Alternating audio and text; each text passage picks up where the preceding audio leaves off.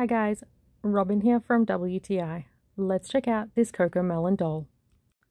Working with kids, I know exactly how popular CoComelon is, and this little guy here is definitely everyone's favorite.